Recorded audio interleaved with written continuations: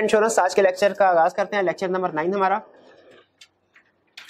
Lecture को start करने से पहले प्रीवियस लेक्चर में से अगर कोई क्वेश्चन पूछना चाहते हो तो पूछ लीजिए।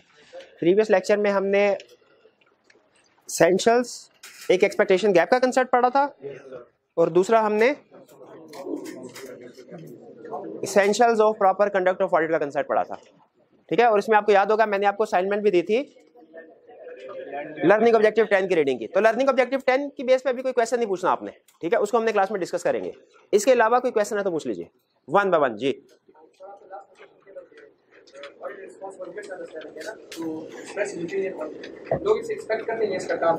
इंटरनल कंट्रोल पे ओपिनियन एक्सप्रेस करना।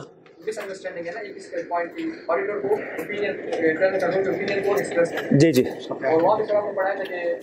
हाँ जी, ठीक है ठीक है। इनका क्वेश्चन ये है कि सर एक्सपेक्टेशन गैप ने आपने पढ़ाया कि लोगों का ये ख्याल होता है कि ऑडिटर इंटरनल कंट्रोल पे ओपिनियन एक्सप्रेस करता है, हालांकि ऑडिटर इंटरनल कंट्रोल पे नहीं बल्कि फाइनेंशियल स्टेटमेंट्स पे ओपिनियन एक्सप्रेस करता है। एक ये बात। उन्होंने कहा सर इससे पहले आपने एक कंसेप्ट भी पढ़ाया था कि ऑडिटर इंटरनल कंट्रोल को इग्नोर नहीं करता, उसकी अंडरस्टैंडिंग ऑब्टेन करता है। तो एक तरफ आप कह रहे हैं कि ऑडिटर इंटरनल कंट्रोल की अंडरस्टैंडिंग ऑब्टेन करता है और दूसरी तरफ आप कह रहे हैं कि ऑडिटर इंटरनल कंट्रोल पे ओपिनियन एक्सप्रेस नहीं करता। तो इन दोनों का ये इख्तलाफ तो नहीं है, कंफ्लिक्ट तो नहीं है। तो याद रखिए ये कंफ्लिक्ट नहीं है कंसेप्ट। हम इंटरनल कंट्रोल्स को अंडरस्टैंड जरूर करते हैं। एक तो ये ध्यान में रखिएगा अंडरस्टैंडिंग में और टेस्टिंग में फर्क है। हमने जिस चीज के ऊपर ओपिनियन देना है ना उसकी टेस्टिंग की जाती है, फाइनेंशियल स्टेटमेंट की टेस्टिंग की जाती है। अंडरस्टैंडिंग होता है ब्रॉड लेवल पे सरसरी जायजा लेना, ठीक है। जैसे मैंने ये देखा क्लास में एसी लगा है कि नहीं लगा, ये अंडरस्टैंडिंग। एसी मुझे लगा नजर आ गया, ठीक, ये अंडरस्टैंडिंग। टेस्टिंग क्या होती है, इसको चला के देखा जाए कि ये सही काम कर रहा है कि नहीं कर रहा, कूलिंग करता है कि नहीं करता। अंडरस्टैंडिंग का मतलब है सिर्फ सरसरी जायजा लेना कि कोई चीज एग्जिस्ट करती है कि नहीं करती। टेस्टिंग का मतलब ये होता है उसको चेक करना, ठीक है। तो हम जो रिक्वायर्ड है वो बेसिकली बेसिक लेवल की अंडरस्टैंडिंग ऑब्टेन कर रहे होते हैं इंटरनल कंट्रोल पे, हम उसकी वेरिफिकेशन नहीं कर रहे होते। और वो अंडरस्टैंडिंग भी किस पर्पस के लिए कर रहे हैं, हम रिस्क असेसमेंट के लिए। किस पर्पस के लिए, रिस्क असेसमेंट के लिए। तो याद रखें हम इंटरनल कंट्रोल को कंसीडर जरूर करते हैं लेकिन ओपिनियन एक्सप्रेस करने के लिए नहीं। किस लिए, सिर्फ रिस्क असेस करने के लिए, ठीक है। जो भी थोड़ा बहुत इंटरनल कंट्रोल के हवाले से काम करेंगे उसका पर्पस क्या है, सिर्फ एक पर्पस, रिस्क असेस करना। भाई इंटरनल कंट्रोल से कैसे रिस्क असेस होता है, अगर कोई आपसे पूछे क्या बताएंगे। अगर हमें पता चले इंटरनल कंट्रोल स्ट्रांग है रिस्क कम होगा, और अगर पता चले कि इंटरनल कंट्रोल वीक है रिस्क ज्यादा होगा, ठीक है। तो इंटरनल कंट्रोल के ऊपर जो भी हम काम करते हैं उसका मकसद रिस्क असेसमेंट होता है, उसका मकसद opinion on internal control express करना नहीं होता। और अगर कोई हमें इंटरनल कंट्रोल पे काम करता देख के ये समझे कि हम इंटरनल कंट्रोल पे ओपिनियन एक्सप्रेस करने जा रहे हैं तो वो उसकी गलत फहमी है, वो उसका एक्सपेक्टेशन गैप है। क्लियर होगी ये बात। और रिकमेंड भी तो करता है मैनेजमेंट को। हाँ, रिकमेंड भी तो करता है। अच्छा अब यहाँ पे याद रखें, अगर ऑडिटर इंटरनल कंट्रोल पे ओपिनियन दे रहा होता तो वो हाँ ऑडिट रिपोर्ट में उसका जिक्र करता और वो शेयर होल्डर को बता रहा होता, ठीक है। लेकिन वो ऐसा नहीं कर रहा, ऑडिट रिपोर्ट में उसका जिक्र नहीं कर रहा, शेयर होल्डर्स को नहीं बता बल्कि किसको बता रहा है, मैनेजमेंट। और वो भी लाजमी नहीं होता हमारे ऊपर, लाजमी नहीं होता, वो हमारी मर्जी है। अगर हमें कोई वीकनेसेस वगैरह नजर आए और हमें लगे मैनेजमेंट को बता देना चाहिए तो बता देते हैं, लाजमी नहीं है। लाजमी क्या है, फाइनेंशियल स्टेटमेंट्स पे ओपिनियन एक्सप्रेस करना, ठीक है। वो हम समझ लीजिए वैल्यू एडेड सर्विस के तौर पे जो हमें वीकनेस इंटरनल कंट्रोल नजर आती है वो मैनेजमेंट को बता देते हैं बोनस के तौर पे। इसमें हमारा भी एक हिडन बेनिफिट होता है। हाँ, अगले साल में कंट्रोल स्ट्रांग हो जाएगा और रिस्क कम होगा, हमें प्रोसीजर कम परफॉर्म करना पड़ेगा, ये इनडायरेक्टली हमें भी फायदा हो जाता है इसका। और कोई question. Planning of audit and performance of audit. Planning of audit और परफॉर्मेंस ऑफ ऑडिट का मतलब क्या है। हमारे ऑडिट की 4 स्टेजेस होती हैं, याद रखिए 4 स्टेजेस। एक होती है एक्सेप्टेंस स्टेज। एक्सेप्टेंस स्टेज जिसका बुनियादी मकसद होता है ये डिसाइड करना कि हमें इस क्लाइंट को एक्सेप्ट करना चाहिए कि नहीं करना चाहिए, एक्सेप्टेंस स्टेज। एक्सेप्टेंस स्टेज के बाद दूसरी स्टेज होती है प्लानिंग स्टेज। प्लानिंग स्टेज में हम डिसाइड करते हैं कि क्लाइंट में रिस्क हाई है कि लो है। ये डिफरेंट हम प्रोसीजर्स परफॉर्म करके डिसाइड करते हैं और हमने इस हाई या लो रिस्क जो भी है इसकी बेस पे डिसाइड करते हैं हमने क्या प्रोसीजर परफॉर्म करने चाहिए, हमें क्या प्रोसीजर परफॉर्म करने चाहिए। ये प्लानिंग स्टेज में डिसाइड करते हैं। Risk and procedures to be performed. जो परफॉर्मेंस स्टेज होती है तीसरी स्टेज कौन सी है? Performance stage. परफॉर्मेंस स्टेज में एक्चुअली उन प्रोसीजर को परफॉर्म किया जाता है जो प्लानिंग स्टेज पे डिसाइड किए थे हमने, ठीक है। और अगर कोई प्रॉब्लमेटिक सिचुएशन आए तो सिचुएशन के लिहाज से प्रोसीजर की ऊंच नीच भी कर लिया जाता है। और आखिरी स्टेज कौन सी होती है? वाला रिपोर्टिंग स्टेज, जिसमें हम डिसाइड करते हैं कि प्रोसीजर परफॉर्म करके जो हमें एविडेंस मिला उसकी बेस पे वो सफिशिएंट एप्रोप्रिएट ऑडिट एविडेंस है कि नहीं, उसकी बेस पे हमें कोई मटेरियल मिसस्टेटमेंट नजर आई कि नहीं, और फिर उसको सामने रखते हुए डिसाइड करते हैं कि हमने रिपोर्ट अनमोडिफाइड देनी है कि मॉडिफाइड। तो हमारी ऑडिट में टोटल कितने फेजेस हैं? कौन कौन से? एक्सेप्टेंस, प्लानिंग, परफॉर्मेंस, रिपोर्टिंग, ठीक है। और ये प्रोफेशनल जजमेंट जो है समझ लीजिए तकरीबन हर जगह पे अप्लाई होती है, ठीक है। लिखने को वो आपको शायद 2-3 एरियाज में बताए, 3-4 एरियाज में, वरना प्रैक्टिकली कदम कदम पे प्रोफेशनल जजमेंट अप्लाई हो रही होती है। हाँ जी, एक्सेप्टेंस ऑडिट की कितनी स्टेजेस? कौन कौन से? Planning, performing, reporting. Acceptance phase में क्या डिसीजन करते हैं? क्लाइंट को एक्सेप्ट करना है कि नहीं। इसका मतलब हम हर आने वाले क्लाइंट को ओके नहीं कर देते, कुछ को ना भी करते हैं। एक्सेप्टेंस स्टेज आ गई। प्लानिंग स्टेज में डिसाइड करते हैं रिस्क क्या है क्लाइंट पे और इस रिस्क को एड्रेस करने के लिए क्या प्रोसीजर परफॉर्म करने हैं। Risk and procedure to be perform. Planning stage में क्या किया जाता है? Risk and procedures to be perform decide किए जाते हैं। हाँ बिल्कुल, प्लानिंग में ये इंटरनल कंट्रोल को जो अंडरस्टैंड करने वाला काम होता है प्लानिंग में करते हैं, बिल्कुल करते हैं। और फिर परफॉर्मेंस स्टेज में क्या करते हैं? जो प्लानिंग में प्रोसीजर डिसाइड किए होते हैं क्या करेंगे, परफॉर्मेंस में एक्चुअली उनको काम किया जाता है, ठीक है। वेरिफिकेशन वगैरह के जो प्रोसीजर, परफॉर्मेंस स्टेज हमारा सबसे ज्यादा बड़ा फेज होता है, ठीक है। और फिर रिपोर्टिंग स्टेज। हमारे जो ऑडिटिंग स्टैंडर्ड्स हैं और हमारा सिलेबस जो है वो भी इन्हीं 4 फेजेस के गिर्द घूमता है। कुछ चैप्टर्स हमारे एक्सेप्टेंस स्टेज के लिए, कुछ प्लानिंग के लिए, कुछ परफॉर्मेंस के लिए, कुछ रिपोर्ट के लिए, ठीक है, इन्हीं में। और सबसे ज्यादा चैप्टर गेस कीजिए किस फेज की है? भला परफॉर्मेंस के। शाबाश, ठीक है जी। और कोई क्वेश्चन? जी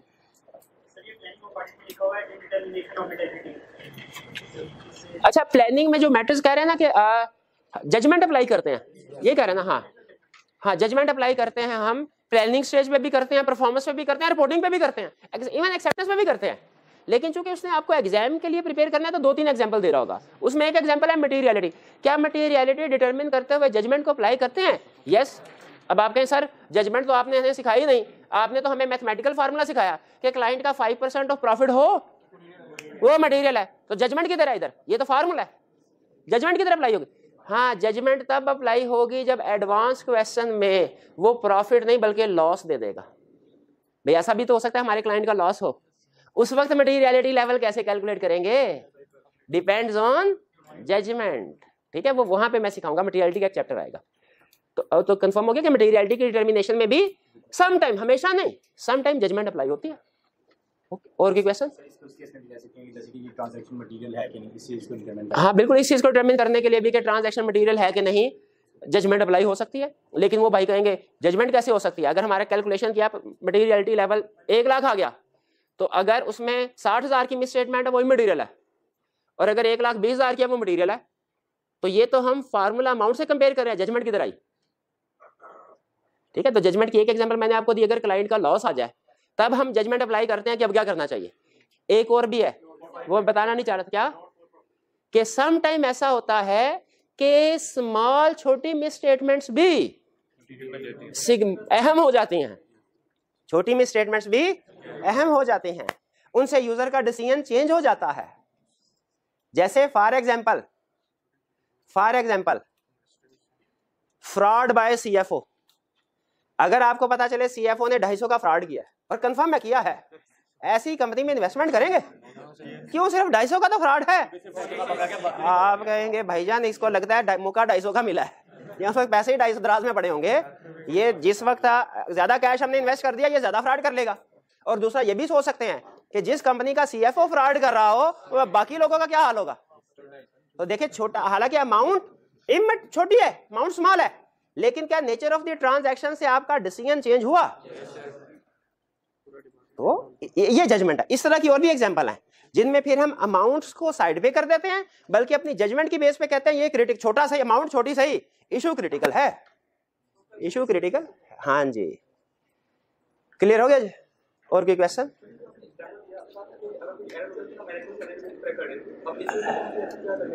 क्या करेंगे आगे चल के, ठीक है।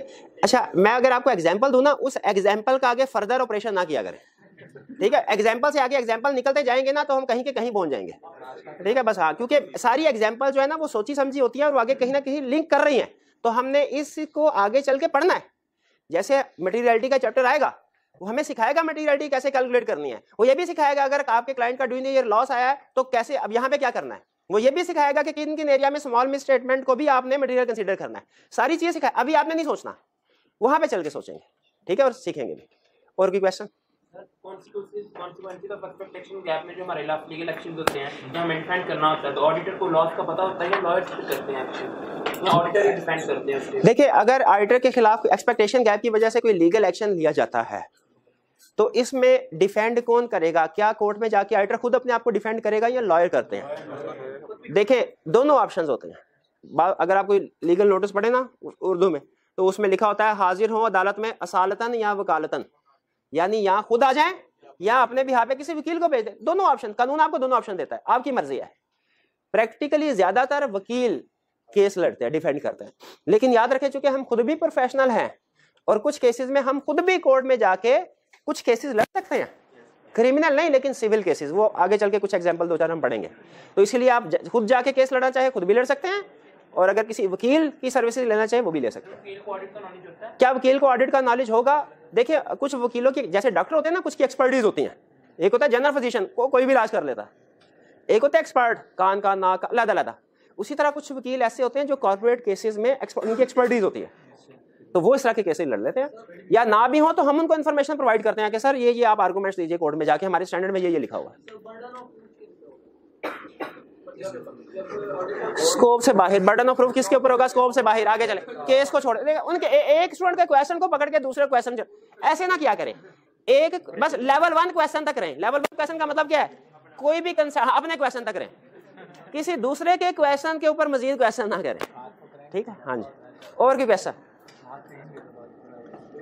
कोई क्वेश्चन नहीं है। चलिए, लास्ट लेक्चर में हमने जो लर्निंग ऑब्जेक्टिव कंप्लीट किए थे, इनके क्वेश्चंस हमने नहीं किए थे ना पास्ट पेपर के, और अगर किसी लर्निंग ऑब्जेक्टिव के क्वेश्चन ही हमने ना किए तो क्या, हाँ, उसका मतलब कोई फायदा नहीं। हम जज ही नहीं करता है, मिस किया, पता ही नहीं एग्जाम में क्वेश्चन आया अटेम्प्ट कर सकते हैं कि नहीं, और पता ही नहीं कि कैसे क्वेश्चन आएगा। हाँ जी, शाबाश, याद तो किया भाई, याद किया। याद करने के लिए क्वेश्चन करना लाजमी नहीं है, तो याद नहीं करके आए, चले आज कर लीजिए, कोई बात नहीं, अभी तो हाँ टाइम है, आज कर लीजिएगा, शाबाश जी। चलिए स्टार्ट करें जी।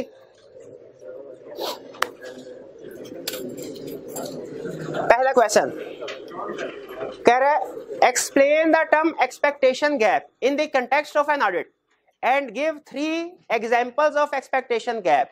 कौन आंसर देगा इसका? 50 रुपए इनाम, शाबाश जी। मेरे भाई आप बताइए, पहले एक्सपेक्टेशन गैप को डिफाइन कर दे।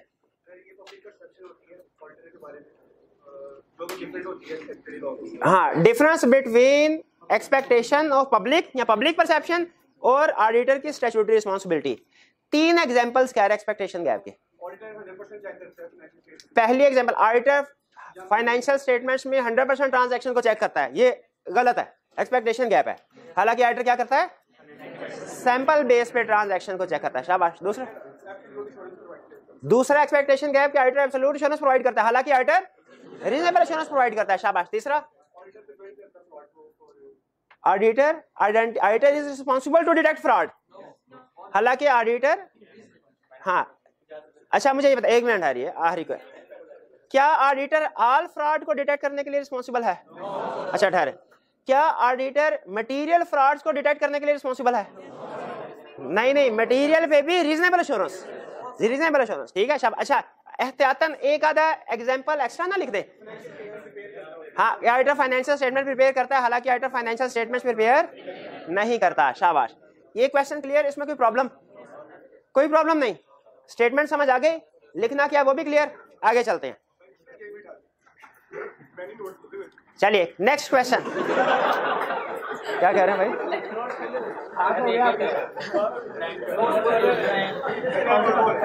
चले आते हैं। नहीं क्या कह रहे हैं मुझे नहीं।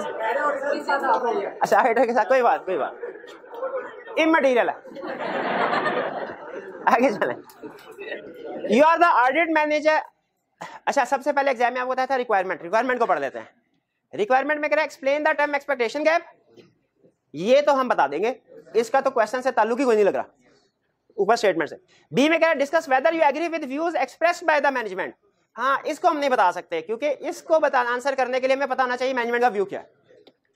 सी list down the factors due to which auditor is unable to provide absolute assurance. इसका मतलब है ए और सी का आंसर हम स्टेटमेंट पढ़े बगैर भी दे सकते हैं, लेकिन फिर भी एहतियातन हम सारी स्टेटमेंट पढ़ेंगे फिर आंसर करना शुरू करेंगे। कह रहे you are the audit manager of Polycrafts limited for 2 years। ठीक है 2 साल से आप उसका ऑडिट कर रहे हैं। During the audit for the year ended 30 June 2017 the management communicated to you a misstatement identified in previous year counting entries that was not corrected by the auditors.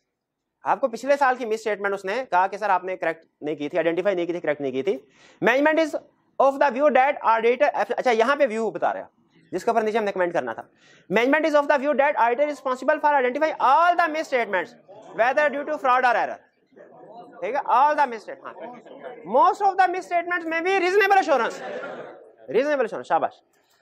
A explain the term expectation gap. Explain कर देंगे, अभी भाई ने explain कर दी थी। B discuss whether you agree with the views expressed by the management.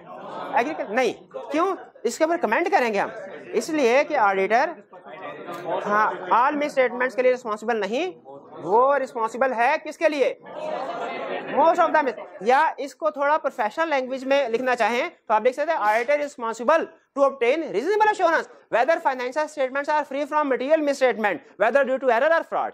ये उसी कंसेप्ट को के ऑल नहीं most of the misstatement को डिटेक्ट करता है, उसी कंसेप्ट को प्रोफेशनल वर्डिंग में कन्वर्ट किया गया कि reasonable assurance material misstatement whether due to error और फ्रॉड।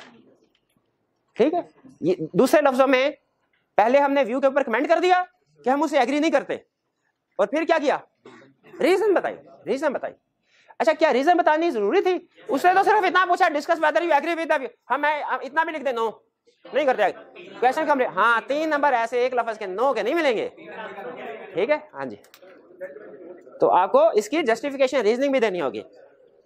अब list down the factors due to which auditor is unable to provide absolute assurance. कौन बताएगा? 1 मिनट है जी मेरे भाई। ड्यू टू 1 मिनट है इंटरनल लिमिटेशन के इनहेरेंट लिमिटेशन। अच्छा बस हो गया पूरा? अच्छा ठीक है, मैं अंदर शायद हो गया। Due to complexity of management. ओ खुदा, कम्प्लेक्सिटी ऑफ मैनेजमेंट को खुदा का होगा। नहीं दूसरे नंबर पे ये थे ये भाई जी, आप बताइए।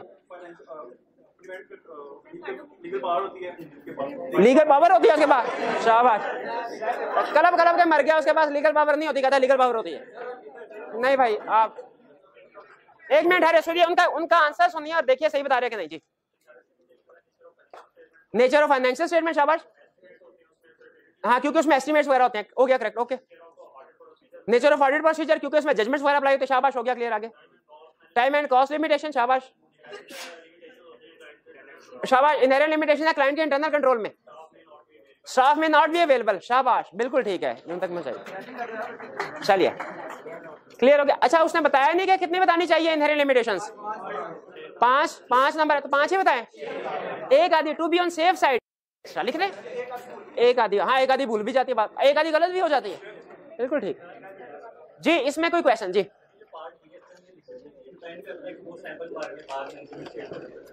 हाँ शाबाश।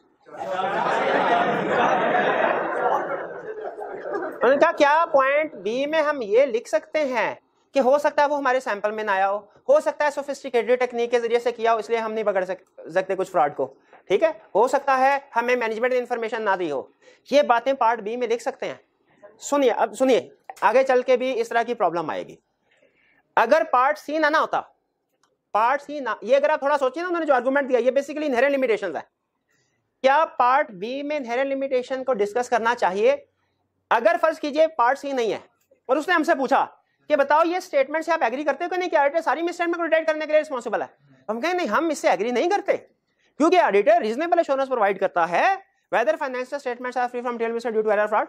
किस वजह से? Due to inherent limitations of audit. अगर पार्ट सी ना होता तो मैं पार्ट बी में भी इनहेरेंट लिमिटेशन का जिक्र कर देता, क्योंकि वो इसको जस्टिफाई करवा रहा है, इस पॉइंट ऑफ व्यू को जिक्र कर। लेकिन हमारा रूल होता है कि जिस चीज को उसने पार्ट सी में पूछा है उसको हमने पार्ट बी में नहीं बताना, नहीं बताना। तो आपके वाला पॉइंट बिल्कुल वैलिड है। आपने जो आर्गुमेंट दिया सर, इसमें सैम्पलिंग की बात कर सकते थे, इसमें फ्रॉड की बात कर सकते थे, इसमें इंफॉर्मेशन कंप्लीट की बात बिल्कुल कर सकते थे, अगर वो ये चीजें पार्ट सी में ना पूछ रहा होता। अगर आप ये चीजें इनहेरेंट लिमिटेशन पार्ट बी में लिख देंगे तो सी में क्या लिखेंगे? वो तो डुप्लीकेशन हो जाएगी। ठीक है, तो पार्ट बी के आंसर में ये पॉइंट्स इनहेरेंट लिमिटेशन रेलिवेंट हैं, लेकिन नहीं लिख रहे। क्यों नहीं लिख रहे? सी पार्ट में पूछा हुआ। क्लियर जी? और कोई क्वेश्चन? अच्छा क्वेश्चन था ये, याद रखिएगा, आगे चल के कुछ चैप्टर में आप पूछेंगे सर एक क्वेश्चन में तो आपने कहा था इसके आंसर में ये चीज लिखनी है, अगले क्वेश्चन में आपने ये चीज लिखी नहीं, क्योंकि वो पार्ट बी में नहीं लिखी, पार्ट सी में वो चीज पूछी थी, उसने तो लिखी थी। क्लियर? आगे चलते हैं। What is the expectation gap and how, ये तो डिस्कस है, how could it be removed और reduced by the auditing profession?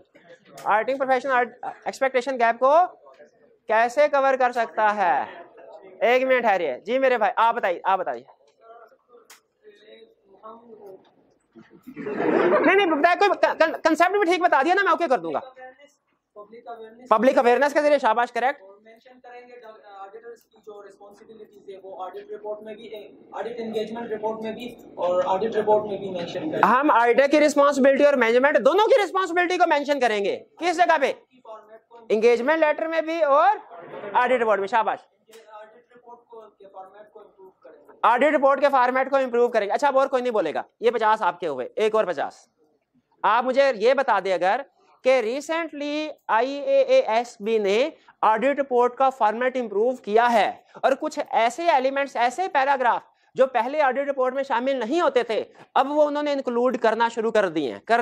आप मुझे कुछ एग्जांपल बता सकते हैं वो कौन से पैराग्राफ हैं जो IASB ने इंक्लूड किए हैं? अब ऑडिटर्स की जो रिस्पांसिबिलिटी, मतलब उनमें जो नहीं, वो रिस्पांसिबिलिटी पहले भी था, अब भी है। नहीं, ये 50 सिर्फ 50 भाई तक मुझे जल्दी से। जी आप बताना चाहिए, बताइए। कोड ऑफ कॉर्पोरेट गवर्नेंस नहीं, मैंने कहा रिपोर्ट के अंदर कुछ पैराग्राफ होते हैं। हाँ, तो इसीलिए तो प्राइज दिया हुआ है यार, नहीं करने। लेकिन अगर किसी ने कर ली है, मतलब उसको याद है, क्योंकि एडवांस कंसेप्ट था, मैंने बताया था। जी, अदर इंफॉर्मेशन, शाबाश, इसका और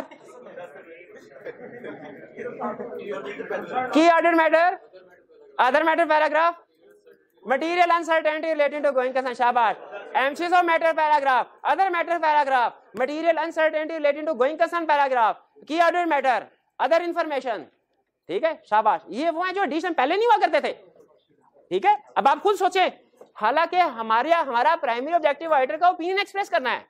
ओपिनियन पहले भी देते थे, ओपिनियन अब भी दे रहे हैं, लेकिन अब हमारी रिपोर्ट में ज्यादा चीजें आती है। ज्यादा चीजें क्यों आ रही हैं?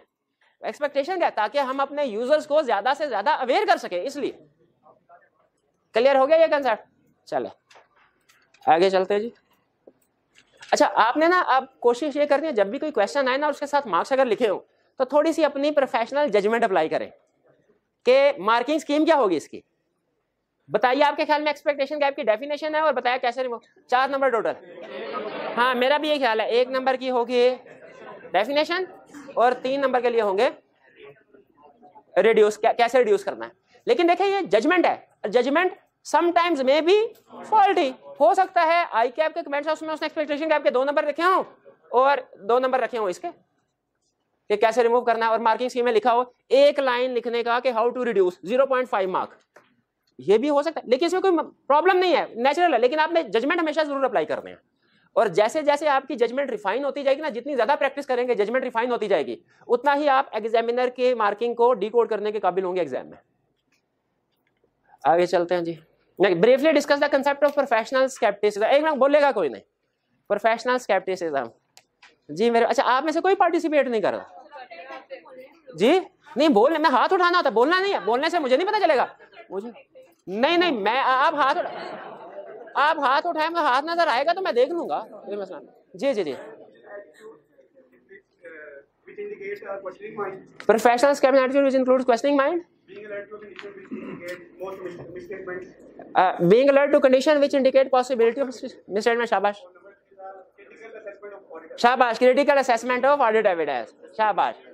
अच्छा नहीं कोई अच्छा मुझे खाली करके भेजे, मुझे खुशी होगी मुझे. हाँ जी बिल्कुल. आगे चले चलिए. Next question. During the audit team planning meeting required में कह रहा है ब्रीफली डिस्क्राइब ऑडिट स्केप्टिसिज्म. अच्छा क्वेश्चन आया ना जिस अटेम्प्ट में, उसमें भी मैं पढ़ाता था. स्टूडेंट आके कहने लगा सर ये तो आपने पढ़ाया ही नहीं, ऑडिट स्केप्टिसिज्म तो पढ़ाया नहीं, पूरी किताब में नहीं है कहीं. भाई स्केप्टिसिज्म तो है ना, और उसने सिर्फ ये किया प्रोफेशनल की वर्ड चेंज करेगा ऑडिट स्केप्टिसिज्म. और एक चीज हमेशा ध्यान में रखिएगा एग्जाम में बैठ के, अगर आपने सारा सिलेबस कंप्लीट किया, इस चीज की मैं आपको एश्योरेंस देता हूं कि हम इंशाल्लाह 100% सिलेबस कंप्लीट करेंगे. अगर आपने भी वो सारी चीजें जो मैंने आपको पढ़ाई हैं सिखाई हैं आपने पढ़ी हैं, तो एक चीज के बारे में श्योर हो जाएगा एग्जाम में बैठ के, जो भी क्वेश्चन आया है ना वो आपको कंफर्म आता है. और अगर आपको नहीं आता ना तो पूरे पाकिस्तान में जितने भी स्टूडेंट एग्जाम देने के लिए बैठे हैं किसी को भी नहीं आता होगा. ये कॉन्फिडेंस आप में उस वक्त होना चाहिए, प्रोवाइडेड आपने सिलेक्टिव स्टडी नहीं की. क्योंकि बहुत से क्वेश्चन ऐसे होते हैं फर्स्ट टाइम में ऐसे लगता है कि ये हमने नहीं पढ़ा हुआ, हालांकि उसने थोड़ा सा अल्फाज को चेंज करके सिचुएशन को चेंज करके घुमाया होता है. तो अगर आपका कॉन्फिडेंस लूज होगा ना आप कहेंगे ये तो आउट ऑफ सिलेबस है, इसको छोड़ देते हैं. लेकिन अगर आप कॉन्फिडेंट होंगे उस वक्त, आप कहेंगे नहीं सर ने कहा था सिलेबस अगर हमने सारा पढ़ा हुआ ना, तो पूछना तो उसे सिलेबस के अंदर से ही है, उसने घुमाया हुआ है और कुछ नहीं किया हुआ. तो आप थोड़ा सा उसको पढ़ेंगे इस कॉन्फिडेंस के साथ, तो आपको पता चल जाएगा कि उसने क्या ट्रिक खेला है. यहाँ पे अगर तो आप इसका आपको कॉन्फिडेंस नहीं है टीचर पे, आपको कॉन्फिडेंस नहीं है अपनी स्टडी, आप कहेंगे ऑडिट स्क्रिप्ट ये नहीं पढ़ा हुआ, सर ने नहीं पढ़ा, या कहीं नोट्स में लिखा होगा, बुक में लिखा होगा, मैंने याद नहीं कर सका. लेकिन अगर आप कॉन्फिडेंट, आप कहेंगे यार ऑडिट स्क्रिप्ट ने घुमाया, पढ़ा हुआ है हमने, घुमाया हुआ है, तो क्या हो सकता है ये सोचे, प्रोफेशनल स्केप्टिसिज्म. ठीक है. तो जो भी क्वेश्चन है आपके एग्जाम में बैठ के आपके में ये बात हरगिज ना है कि ये आउट ऑफ सिलेबस है, और अगर आउट ऑफ सिलेबस आपके लिए है तो फिर सबके लिए आउट ऑफ सिलेबस है. उस सूरत में भी कभी कभार अच्छा इसरा भी हो जाता है, क्योंकि ऐसा कंसेप्ट जो किसी किताब में नहीं है, प्रैक्टिस है ना, केस स्टडी है, तो उसमें कभी कभार कोई एक आधा कंसेप्ट ऐसा भी आ सकता है. उसमें भी आई कैप टेस्ट करता है कि प्रेशर में कौन परफॉर्म कर रहा है, कौन ऐसा है जो इस केस स्टडी में, अच्छा उस केस स्टडी की मार्किंग स्कीम में ना एग्जामिनर को खुद पता होता है कि मैंने ये टफ सेट की है, और नॉर्मली ये पास पेपर में इस तरह का क्वेश्चन नहीं था, ये कंसेप्ट जो है वो डायरेक्टली बुक में भी कहीं पे नहीं है. तो यहाँ पे वो कहता है जिस स्टूडेंट ने थोड़ी सी भी हिम्मत की होगी ना, मैं उसको पास इस क्वेश्चन में कर दूंगा. एग्जामिनर का खुद अपने इरादा यही होता है.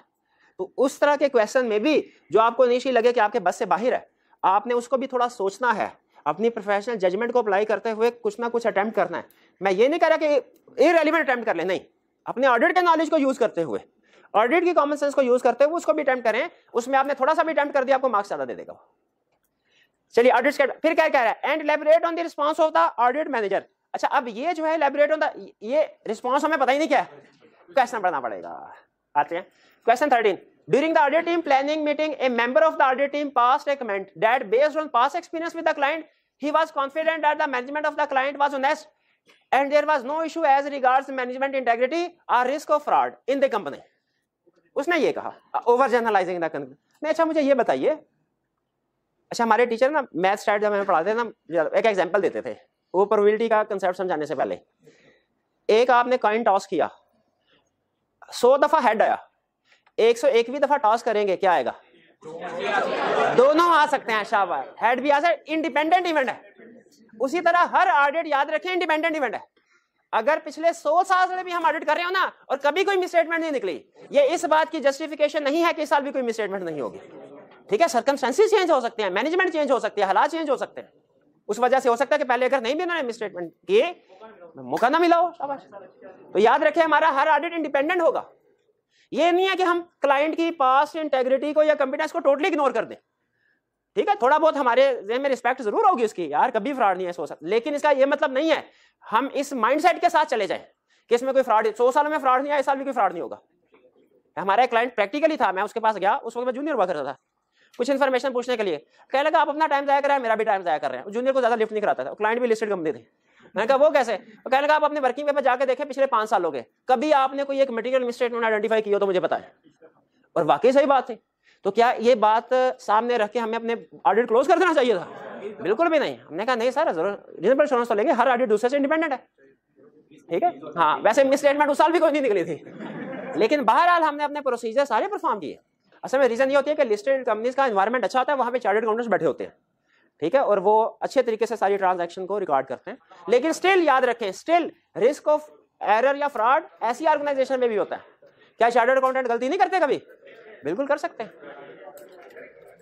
आगे चलते हैं। तो हम, अच्छा, उसने कहा कि जी ये पॉइंट ऑफ व्यू, मैनेजर उधर बैठा था कोई अकलमंद, उसने कहा audit manager responded that auditor should always maintain and your professional step throughout that. उसने कहा भाई तेरा प्रोफेशनल स्केप्टिसिज्म किधर गया? प्रोफेशनल स्केप्टिसिज्म के साथ जाना चाहिए ना। प्रोफेशनल स्केप्टिसिज्म क्या कहता है? 3 स्टेटमेंट दे रहा हूं। There is always fraud, there is never fraud, there may be fraud, there may be error और fraud, there may be error और फ्रॉड। वो कहता है इस एटीट्यूड के साथ जाओ। इसका प्रोफेशनल स्केप्टिसिज्म लो था कि हाई था?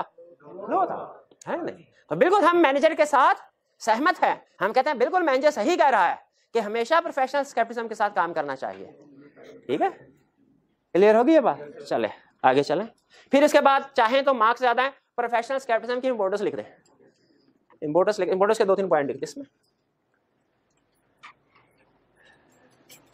Requirement, briefly respond to the inquiry of Aslam. पता नहीं क्या इंक्वायरी कर बैठा, असलम कौन है ये भी नहीं पता, कैसे पता चलेगा? क्वेश्चन पढ़ के। Aslam is a junior member of your audit team. Normally exam में जब वो जूनियर मेंबर का वर्ड यूज करता है ना, हमेशा नहीं, नॉर्मली, इसका मतलब कोई ना कोई गड़बड़ी करेगा ये, इसके मुंह से कोई अच्छी बात नहीं निकलेगी। असलम इज ए जूनियर, लेकिन लाजमी नहीं हमेशा, वैसे बता रहा हूँ आप। Junior member of your audit team, during an informal discussion with your team member, Aslam has inquired you about the reason of emphasizing on professional skepticism when honesty and integrity of the management is not questionable based on prior experience. Aslam कह रहे हैं पिछला experience हमारा ये है कि वो honest होते हैं, कॉम्पिटेंट है, तो क्या जरूरत है प्रोफेशनल स्केप्टिसिज्म को एम्फसाइज करने की? इस पूरे क्वेश्चन में वैसे तो जजमेंट है, लेकिन जिसकी जजमेंट मेरे से मैच कर गई, इस पूरे क्वेश्चन में सबसे अहम लफ्ज कौन सा है? इस पूरे क्वेश्चन में सब जो ये बता रहा है, इंडिकेशन दे रहा है कि लिखना क्या है। प्रायर एक्सपीरियंस, जी हाँ बताए। Honesty and integrity, not question है। जूनियर मेंबर, जूनियर मेंबर से कैसे पता चलेगा क्या? नॉट क्वेश्चन है, नहीं। एक मिनट है रे, एक मिनट है रे, बस बस बस बस जी। अब रीजन का लफ्ज़ 4-5 स्टूडेंट्स ने बोल दिया, मुझे नहीं पता था पहले किसने, मुझे पहले उनकी आवाज आई थी। हाँ, ए भाई को तुम जाना। रीजन सबसे, अब देखें क्या कह रहा है, Aslam has inquired you, Aslam नीचे कह रहा है रिस्पॉन्ड करें इंक्वायरी ऑफ असलम, और असलम की इंक्वायरी क्या है? हाँ, inquired you about reason. Reasons क्या हैं प्रोफेशनल स्केप्टिसिज्म को अप्लाई करवाने की, एम्फसाइज करवाने की? रीजन, तो रीजन तो हमने पढ़ी नहीं है। हाँ, इंपॉर्टेंस, शाबाश। अच्छा ठीक है, नो प्रॉब्लम, लीजिए 50, लेकिन रीजन बतानी पड़ेगी, बतानी पड़ेगी। क्लास में कोई स्टूडेंट, जी मेरे भाई आप बताइए। Identify and assess risk of material misstatement, शाबाश। Evaluate sufficiency and appropriateness of evidence, correct. नहीं आ गया, नहीं नहीं वो बता रहे हैं, मैं सिर्फ थोड़ा उनको रिफाइन कर रहा हूं।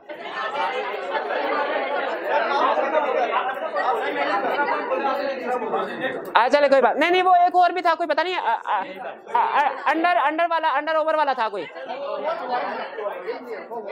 तो अवॉइड भी प्रोफेशनल स्केप्टिसिज्म ही करवाता है ना, तो वो भी उसकी इंपोर्टेंस में नहीं आएगा। ओवर जनरलाइजिंग कंक्लूजन, शाबाश। अवॉइड्स ओवरलुकिंग अनयूजुअल सर्कमस्टेंसेस, ठीक है। यूजिंग इनएप्रोप्रिएट असम्पशंस, ठीक है, शाबाश, ये ले, नहीं नहीं ठीक नहीं भाई, उन्होंने हिम्मत तो की ना, यही बड़ी बात है कि हिम्मत करके 2-3 पॉइंट्स बता। असल में मेरा ऑब्जेक्टिव सिर्फ इतना होता है, ये इंश्योर कर लूं कि क्वेश्चन की रिक्वायरमेंट पढ़ के आप सही कंसेप्ट पे पहुंच गया कि नहीं। मेरा असल डिसीजन ये होता है, आप समझ रहे होते हैं कि आप जो मटेरियल बता रहे हैं ना, मैं उसको वैल्यूएट कर रहा हूं, मैं उसको वैल्यूएट नहीं कर रहा, क्योंकि वो मुझे पता है कि अगर आपने अभी याद नहीं भी किया ना, 1-2 दिन में अगले हफ्ते याद कर लेंगे। असल चीज है कि सही कंसेप्ट तक पहुंच गया कि नहीं, ये ज्यादा अहम है, इसीलिए मैं इसको ज्यादा वेटेज देता हूं, और अगर कोई सोल्यूशन बताने में कमी पेशी रह भी जाए तो साथ साथ उसको करेक्ट करते रहते हैं, कोई मसला नहीं। आगे चलते, चलिए बस ये खत्म जी। चलिए अच्छा, अब आते हैं वापस। अच्छा एक चीज मुझे बताइए, आपकी बुक पे जितना भी मटेरियल लिखा हुआ है, क्या आप उसको पढ़ के ये अंदाजा लगा सकते हैं कौन सा ज्यादा अहम है कौन सा कम अहम है? पक्की बात है।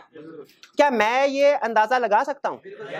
कैसे अंदाजा लगा सकता हूँ? पास्ट एक्सपीरियंस है, प्रैक्टिस है, एग्जाम में देखा हुआ है कि कौन कौन सा कंसेप्ट जो है वो कैसे टेस्ट करता है। और अगर मैं आपको देखे, मैं हमेशा नहीं कहूंगा कि कोई एक कंसेप्ट बहुत अहम है, ये कह दूंगा कि अहम है, ये कंसेप्ट अहम, लेकिन जब कोई ऐसा, क्योंकि हमारे सिलेबस में हर चीज अहम है, लेकिन जब कोई ऐसी चीज आएगी जो कंपैरेटिवली दूसरों से ज्यादा अहम है तो मैं आपको हाईलाइट कर दिया करूंगा। इसका मकसद ये नहीं होगा कि इसको तैयार करो बाकियों को छोड़ दो, इसका ये मतलब होगा इसको थोड़ा ज्यादा तैयार करो, ठीक है। अब जो हम कंसेप्ट पढ़ने जा रहे हैं ना, ये हमारे सिलेबस में सबसे ज्यादा अहम है, सबसे ज्यादा अहम है केस स्टडी के पॉइंट ऑफ व्यू से, केस स्टडी के पॉइंट ऑफ व्यू से सबसे ज्यादा। और मजे की बात बताऊं, सिर्फ कैफ लेवल पे नहीं, सीफैप लेवल पे भी। इसका मतलब है आपने इसको अच्छे तरीके से पढ़ना है और पढ़ के भूलना नहीं है। क्या बताया?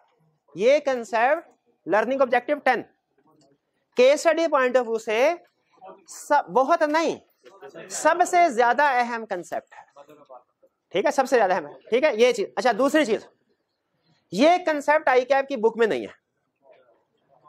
अच्छा ये कैसे हो सकता है कि सबसे ज्यादा अहम कंसेप्ट और आई कैप की बुक में नहीं है? रीजन ये है, इसको निकाला कहां से हमने? पास्ट पेपर ने, आई कैप ने पिछले कोई तकरीबन 20-22 सालों के पास, 20-22 सालों का मतलब है तकरीबन 40-45 पास्ट पेपर, उनको सामने रखा। उसमें से जो उसने केस स्टडी, स्टूडेंट को ज्यादा प्रॉब्लम केस स्टडी में आती है, केस स्टडी में जो पॉइंट कंसेप्ट पूछता था उसको क्वेश्चन निकाले, उन केस स्टडी के क्वेश्चन के अंदर जो जो वो आइटम पूछ रहा था उसको अलग करके लिस्ट बना ली।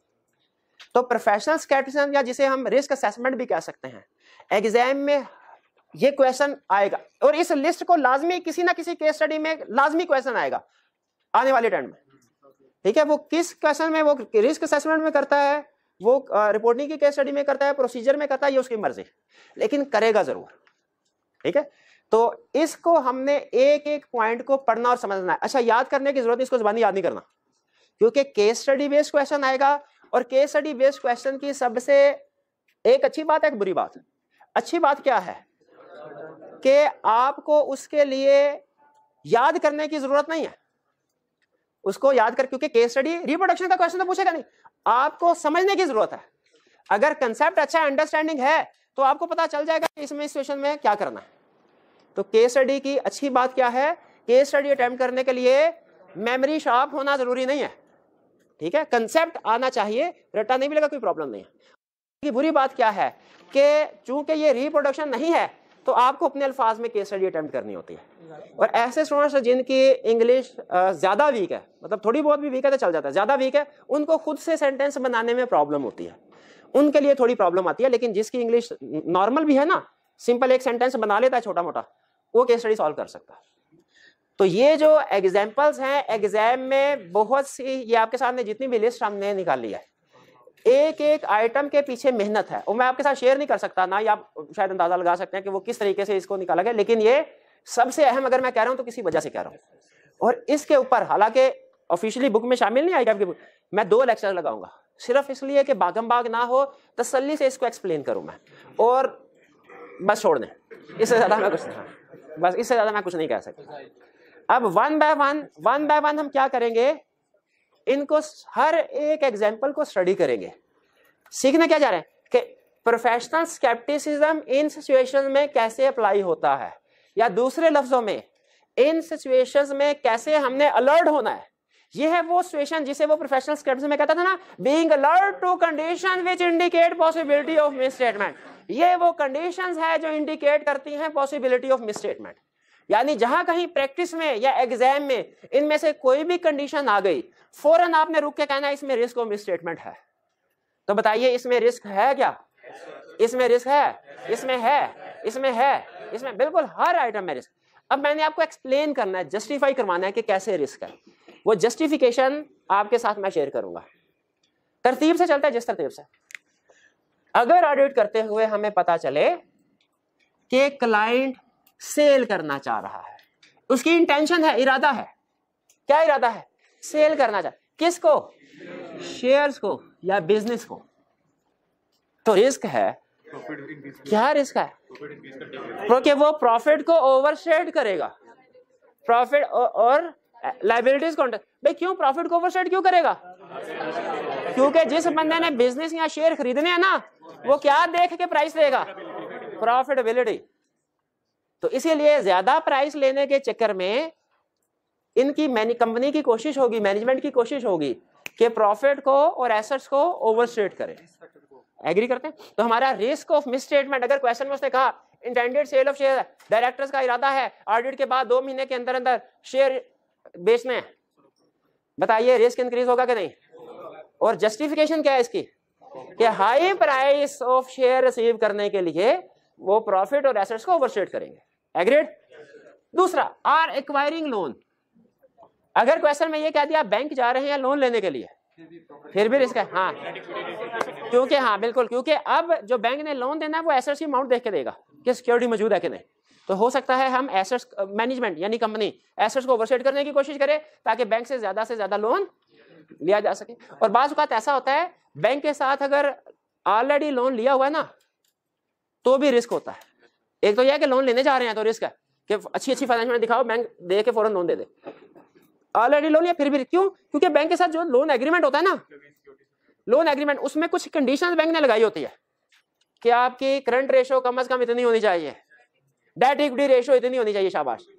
तो क्विक एसेट, और अगर रेशो उसके मुताबिक ना होना तो बैंक लोन वापस मांग लेता है। तो बचने के लिए कि कहीं बैंक लोन वापस ना मांग ले, अगर ये रेशो डाउन जा रही हो तो कंपनी क्या करेगी? क्लियर? ये पहला पॉइंट ओके कर दिया। अब आइंदा ये पूरे कोर्स में किसी भी जगह पे ये कंसेप्ट आ गया, आपका प्रोफेशनल स्केप्टिसिज्म अलर्ट। ओके, आगे चले। Unusual growth or decrease of sale. अच्छा, ये बड़ा इंटरेस्टिंग है, बताया ना। अच्छा, मैं ग्रोथ ऑफ सेल्स में क्या रिस्क है? ओवरस्टेटमेंट ऑफ सेल्स, ओवरस्टेट की गई होगी फेक इनवॉइसेस वगैरह रिकॉर्ड करके। डिक्रीज ऑफ सेल्स में क्या रिस्क है? Of sale inventory. हाँ, इसमें अंडरस्टेटमेंट ऑफ सेल का रिस्क नहीं है, हो सकता है थोड़ा सा, रूल आउट नहीं कर रहा, लेकिन ज्यादा बड़ा रिस्क है। सेल क्यों डिक्रीज हुई भाई? इन्वेंट्री नहीं बिक रही, इन्वेंट्री ऑब्सोलीट हो गई। और अगर मैन्युफैक्चरिंग कंपनी है, इन्वेंट्री के साथ फिक्स एसेट भी पेड हो गए। और अगर उसके मैन्युफैक्चरिंग के लिए कोई इंटेंजिबल एसेट खरीदे थे, ये सबसे मुश्किल सवाल है कि जिसमें तीनों चीजें आ रही थी, इन्वेंट्री भी, फिक्स एसेट भी और इंटेंजिबल्स भी। क्लियर हो गया? एक क्वेश्चन में उसने कहा इस साल कंपनी ने एक प्रोडक्ट लॉन्च किया है और उसको लॉन्च करने के लिए फ्रेंचाइज पेमेंट की उन्होंने 20 मिलियन की, ये इंफॉर्मेशन दी है। ऊपर आपने देखा पिछले साल की सेल्स भी उतनी थी, इस साल की सेल्स भी उतनी ही है।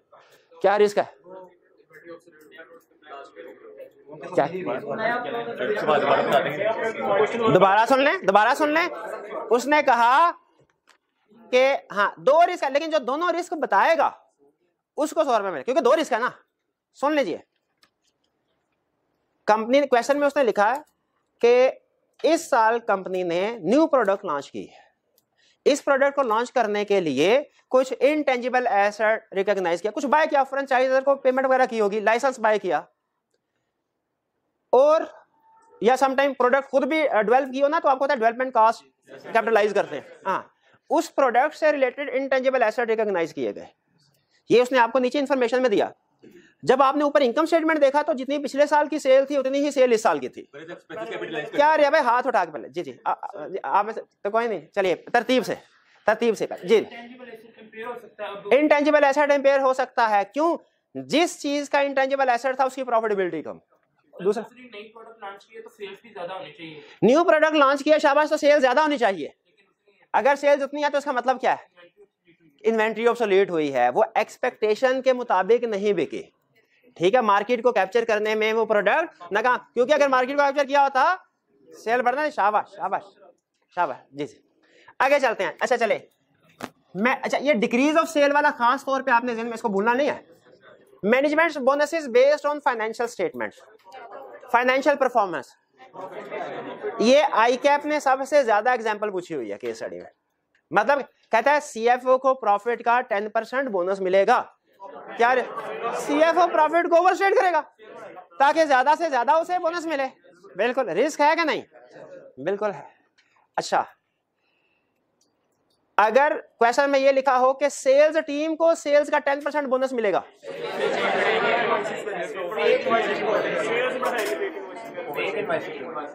फेक इनवाइसेस सेल्स का 10%। एक मिनट, मुझे समझ नहीं क्या कह रहे हैं। मोहम्मद शाह जेब कोई स्टूडेंट है? अच्छा, तो क्या था कि अगर सेल्स टीम को सेल्स का 10% कमीशन दिया जाए तो क्या सेल्स टीम सेल्स को बढ़ाने की कोशिश करेगी। शाबाश। जो स्टूडेंट इन दोनों एग्जांपल्स में ऑडिट पॉइंट ऑफ व्यू से फर्क बताएगा, पहली एग्जांपल थी सीएफओ को प्रॉफिट का 10% मिलेगा, आपने कहा इसमें रिस्क है। दूसरी एग्जांपल सेल्स टीम को सेल्स का 10% मिलेगा, देखा इसमें भी रिस्क है। पहले उन्होंने कहा जी जी जी आप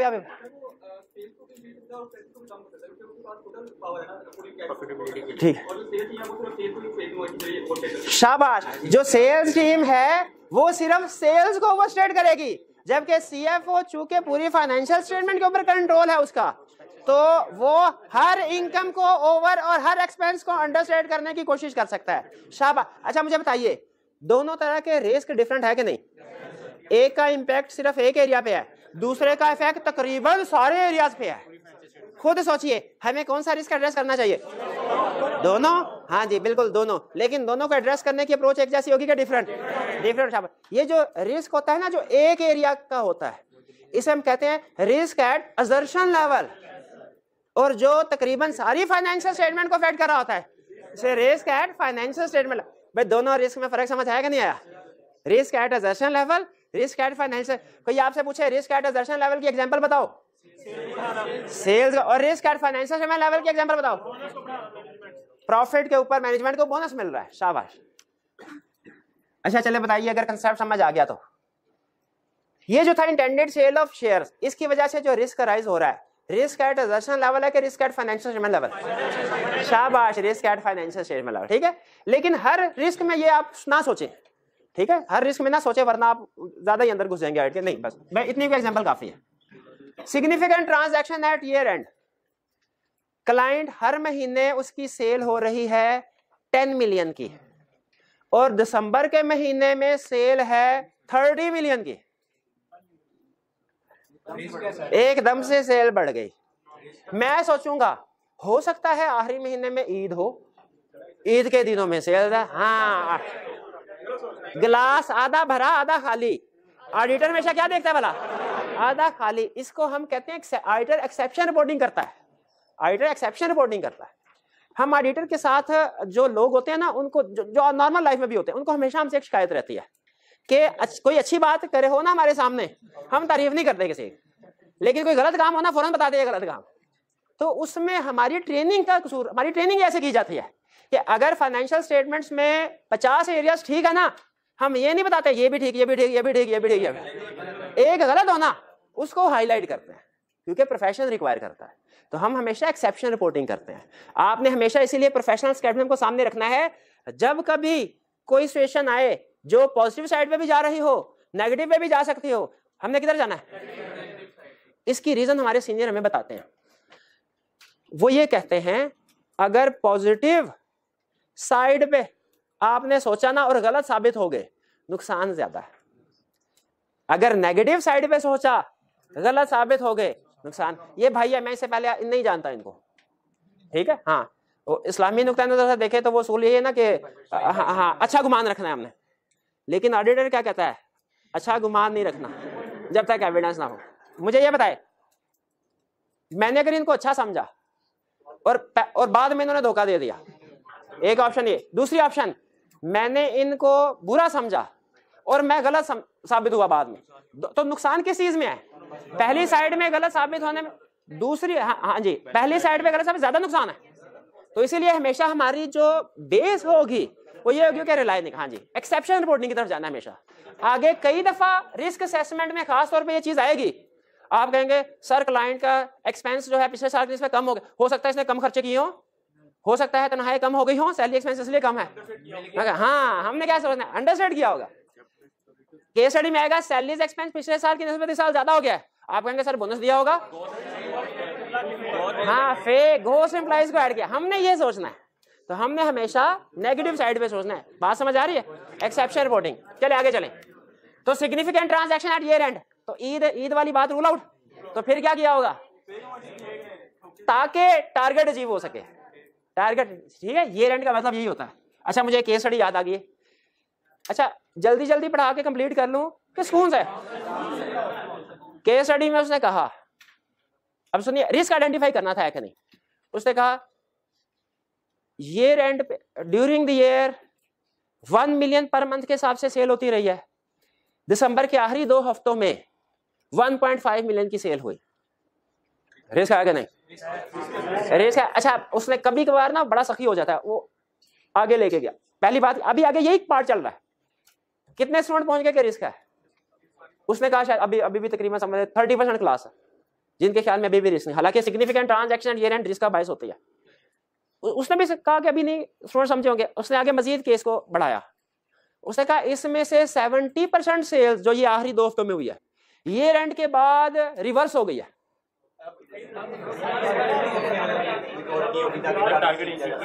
टारगेट, उसने कहा शायद अभी भी स्टूडेंट नहीं समझे, उसने फिर कहा ये जो सेल जिन 2 कस्टमर को हुई है ना, वो नए कस्टमर हैं और उनकी कोई प्रॉपर डॉक्यूमेंटेशन भी नहीं है। उसने कहा नहीं स्टूडेंट अभी भी नहीं समझे होंगे। उसने इसके बाद कहा कि मैनेजमेंट को प्रॉफिट का 10% बोनस भी मिलता है। तो अब मुझे बताइए, अब ये उसने 4 हिंट दे दिए एक ही पार्ट में, अगर अभी भी कोई कहे इसमें रिस्क नहीं है, ऑडिटर बनने का हकदार है वो नहीं, ठीक है? हाँ जी बिल्कुल, आगे चलते हैं।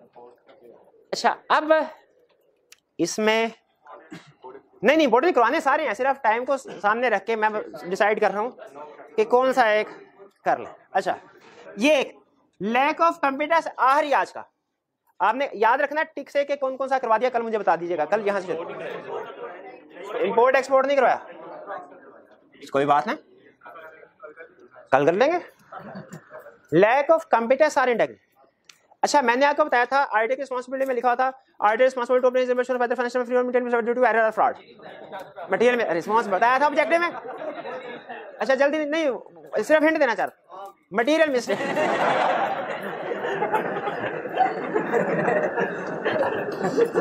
आईटी की रिस्पांसिबिलिटी मटेरियल मिसस्टेटमेंट, मिसस्टेटमेंट में 2 चीजें मैंने आपको बताया था आती हैं, कौन कौन सी? Error, fraud. शाबाश, अब जरा सुनिएगा।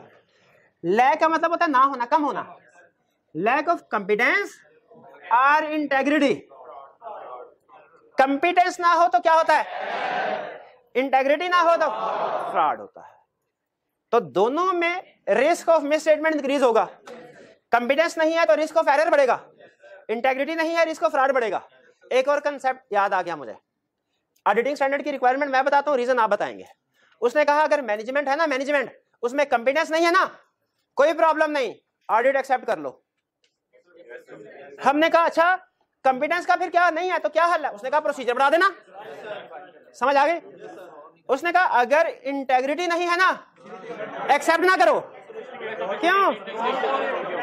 क्योंकि इंटेग्रिटी को प्रोसीजर बढ़ा के भी काउंटर नहीं किया जा सकता। हाँ वो फ्रॉड करेंगे सोफिस्टिकेटेड टेक्निक के जरिए से, कोल्यूजन के जरिए से, जिन्हें नॉर्मल प्रोसीजर आइडेंटिफाई नहीं। चले हाँ कॉम्पिटेंस और इंटेग्रिटी में फर्क समझ आ गया। अब आगे चलें, लैक ऑफ कॉम्पिटेंस और इंटेग्रिटी, ठीक है। चलें अब आपसे क्वेश्चन पूछ लेता हूं। पहले तो आप काफी कंप्लेन की, उन्होंने कहा हमसे नहीं, मैंने कहा चले मौका दे देते हैं। पहले तो आप ये फैसला करें दोनों में से किससे क्वेश्चन पूछूं, इनकी आपस की तो लड़ाई करवाएं। जी आप मुझे बताइए, लैक ऑफ कॉम्पिटेंस है इंटेग्रिटी ना हो तो रिस्क बढ़ता है, एग्रीड? अगर लैक ऑफ कॉम्पिटेंस मैनेजमेंट में नहीं है फिर भी रिस्क बढ़ेगा, एम्प्लॉइज में नहीं है फिर भी रिस्क बढ़ेगा। क्वेश्चन ये नहीं है, क्वेश्चन ये है कि अगर और कोई नहीं बोलेगा, मैनेजमेंट में कॉम्पिटेंस इंटेग्रिटी नहीं है तो भी रिस्क बढ़ेगा, एम्प्लॉइज में कॉम्पिटेंस इंटेग्रिटी नहीं है तो भी रिस्क बढ़ेगा। क्या फर्क है दोनों में?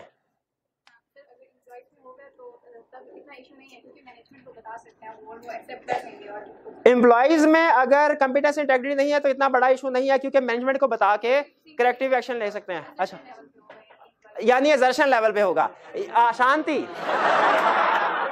ये सुनना चाह रहा था, यही सुनना चाह रहा था कि एम्प्लॉइज में कंपीटेंस इंटेग्रिटी नहीं है तो ये है रिस्क एट एजर्शन, यानी जिस एरिया में एम्प्लॉय काम कर रहा है और अगर मैनेजमेंट में नहीं है रिस्क एट फाइनेंस, क्योंकि मैनेजमेंट की तो जिम्मेदारी पूरी फाइनेंशियल, शाबाश शाबाश ट्रांसफर कीजिएगा, मैनेजमेंट की रिस्पॉन्सिबिलिटी तो पूरी फाइनेंशियल स्टेटमेंट की है।